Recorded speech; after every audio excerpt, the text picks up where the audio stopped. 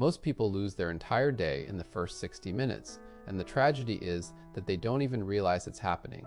You wake up, your eyes barely open, and the first thing you do is reach for that glowing rectangle on your nightstand.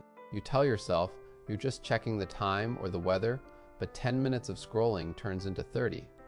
Before you've even stepped out of bed, your brain is flooded with the opinions, lives, and problems of 1,000 strangers. You've already skipped the one thing that could actually move your life forward.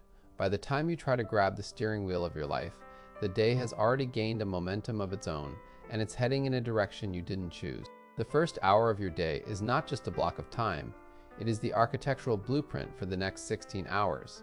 It decides your focus, your energy levels, and your emotional resilience. Most people treat this hour like it's a throwaway period, a slow crawl toward consciousness, and that is exactly why they stay stuck in the same cycles year after year. If you want to control your life, you must first control your morning. This isn't about some secret hack or a magic pill. It's about a deliberate 5-step system designed to separate the people who lead their day from the people who are dragged through it. This is your turning point. If you can master the first 60 minutes, you can master the world. The first hard truth you have to accept is that a great morning is built the night before. This is where 90% of people lose the war before it even starts. They live in a state of perpetual chaos, eating heavy meals right before bed, scrolling through social media until their eyes burn, and finally crashing into a shallow sleep without ever giving their brain a chance to power down. Then they wake up the next morning and wonder why they feel like they've been hit by a truck. They wonder why their focus is fractured and why their energy feels heavy. Here is the reality. If you poison your system at night, you will wake up feeling poisoned. You cannot expect a high-performance morning from a low-quality night. Winning the night requires intention. You need to finish your last meal at least 2 to 3 hours before you plan on sleeping to give your body time to digest rather than working overtime while you rest. You have to cut the screens at least an hour before bed. The blue light isn't just keeping your eyes open, it's telling your brain that it's daytime, suppressing the very hormones you need to recover. Most importantly, you need to dump your brain. Write down your top priorities for tomorrow so your mind can stop looping through them in the middle of the night. You have to shut your system down before 11 p.m. You don't win the morning by accident or by sheer willpower at 6 a.m. You win it by ending the previous day with a strategy. Once you've mastered the night, you have to master the moment of waking up, and that requires absolute consistency. Most people treat their wake-up time like a suggestion or a negotiation. They wake up at 6 a.m. on Monday, 9 a.m. on Saturday, and 7:30 a.m. on Tuesday. This randomness is a direct assault on your biology. Your body doesn't crave variety, it craves rhythm. When you wake up at a different time every day, your internal clock stays in a state of permanent jet lag. You never enter the deepest stages of sleep because your body doesn't know when to start the cycle. But when you lock in a single wake-up time, your circadian rhythm stabilizes. Deep sleep happens faster, and eventually, waking up becomes an automatic process rather than a grueling battle with the snooze button. Weekends are not an excuse to break the system. One fixed wake-up time builds more sustained energy than 10 extra hours of inconsistent sleep ever could. The moment your eyes open, the most important thing you can do is protect your mind. Your brain is in a highly suggestible state when you first wake up. It's transitioning from sleep to alertness, and what you feed it in those first few minutes will dictate your mental state for the rest of the day. When you reach for your phone to check messages or watch short-form videos, you are essentially inviting a crowd of people into your bedroom to scream at you. Your brain gets hijacked by cheap dopamine hits. You spend the rest of the day chasing a sense of focus that you already threw away before you even brushed your teeth. The rule is simple: no phone for the first hour. Instead of consuming, you must create a foundation. Make your bed. It's your first win of the day and a signal to your brain that the environment is under your control. Natural light hitting your retinas triggers a chemical cascade that tells your body to stop producing melatonin and start producing cortisol and serotonin. These small, deliberate actions define how your entire day performs. You are training yourself to be the architect of your environment rather than a victim of your notifications. But mental protection isn't enough. You have to manually activate the system.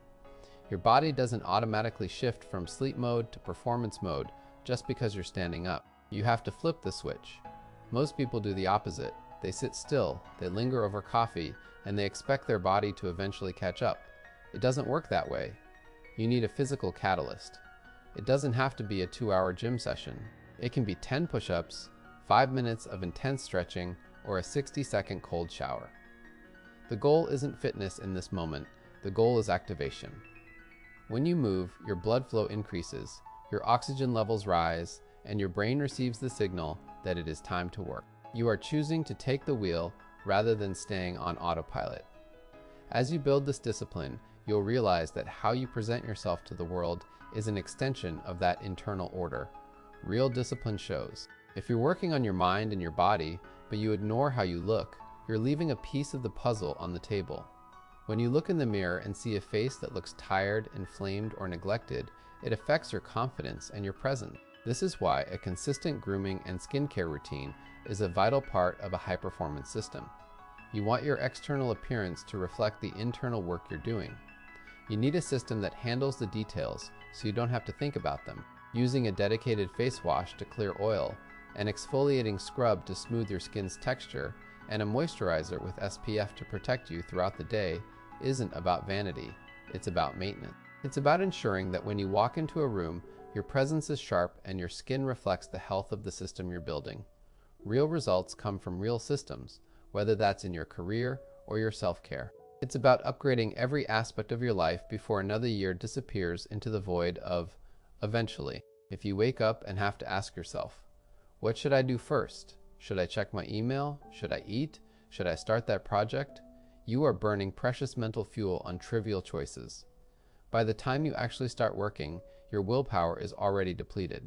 Your morning needs one non-negotiable task. This is the big rock, the one thing that actually moves the needle in your life. You must identify this task the night before. Then, in the morning, after you've activated your body and protected your mind, you do that task first. You do it before the distractions start, before the emails come flooding in, and before your brain has time to negotiate you back into comfort. Most people spend their lives doing busy work to avoid the real work. They answer 100 emails, but never write the book, start the business, or make the difficult call. When you dominate your most important task in the first few hours of the day, you gain a psychological advantage that carries you through the evening.